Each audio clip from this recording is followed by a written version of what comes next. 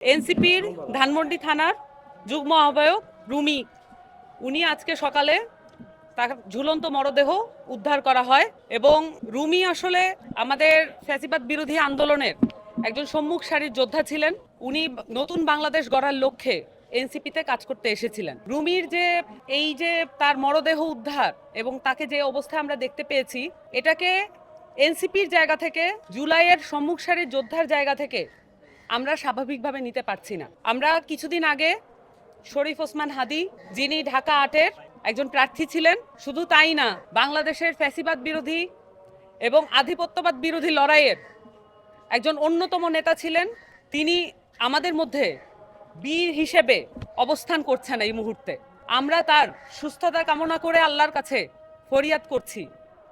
কিন্তু এরই মধ্যে আমরা যখন খবর পাই যে আমাদের সহযোদ্ধা রুমি, তার মরদেহ যখন আমরা এভাবে ঝুলন্ত অবস্থায় পাই, যেমনটা ভাবে হাদির মস্তিষ্ক ভেদ করে যাওয়া বুলেট যেমন আমাদেরকে ছিন্ন ভিন্ন করে ফেলেছে, রুমির ঝুলন্ত মরদেহ আমাদেরকে, এই বাংলাদেশের সকল মানুষকে, এবং আমরা যারা এনসিপি সহ অন্যান্য যারা জুলাইয়ের সম্মুখ সারির যোদ্ধা ছিলেন, সকলকে এই ঝুলন্ত অবস্থায় আমরা দেখতে পাচ্ছি। নারীরা যে পরিমাণ সাইবার বুলিং এর শিকার হচ্ছে, অন্তর্বর্তীকালীন সরকার পরিষ্কার তথ্য প্রমাণাদি থাকা সত্ত্বেও একটি আইডি, একটি অ্যাকাউন্টের বিরুদ্ধে কোনো ব্যবস্থা নেয়নি। অন্যথা আমরা দেখছি কিভাবে বাংলাদেশের পুরাতন রাজনৈতিক বন্দোবস্তই বহাল রাখা যায়, সেটার বিরুদ্ধেই, সেটার পক্ষেই সমস্ত অবস্থান চলছে।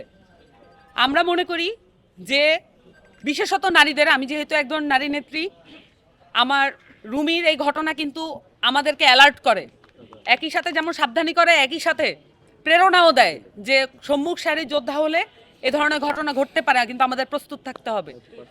আমি যেটা মনে করি, নারীদের যে নেতৃত্ব, সেটা যদি সিকিওর করা না যায়, এখানে নতুন কোনো কিছু দাবি করার, নতুন কোনো কিছু ব্যবস্থা হয়েছে এটা দাবি করার কোনো সুযোগ নেই। নারী নেতৃত্বদেরকে এখানে প্রত্যেকটা দল থেকেই সেফটি দিতে হবে। এবং আমরা যেটা দেখতে পাচ্ছি এই মুহূর্তে, এখানে এআই এর ব্যবহার আপনারা দেখতে পাচ্ছেন কি চরম মাত্রায় এটা অবনতি ঘটেছে। এবং আপনারা এটাও জানেন যে বাংলাদেশের যে অর্ধশিক্ষিত বা অশিক্ষিত কিছু মানুষ আছে যারা শিক্ষার আওতায় এখনো আসেনি, কিন্তু তারা কিন্তু এই বিষয়গুলো বিশ্বাস করছেন। সো আমাদেরকে খুবই অ্যালার্ট থাকতে হবে। এবং সবচেয়ে বড় ব্যাপার, আমাদের প্রতিরোধ আছে, কিন্তু রাষ্ট্রীয়ভাবে এগুলোর যদি ব্যবস্থা নেওয়া না হয়, শুধুমাত্র আমরা নির্বাচনের ডামাডোলে এগিয়ে গেলাম, কিন্তু আমরা কোনো রাষ্ট্রীয় প্রতিষ্ঠানগুলো সংস্কারের কথা বললাম না, এগুলোর ব্যাপারে কোনো আলাপ তুললাম না, এটা কোনো সুষ্ঠু নির্বাচনের দিকে আমাদেরকে নিয়ে যাবে না।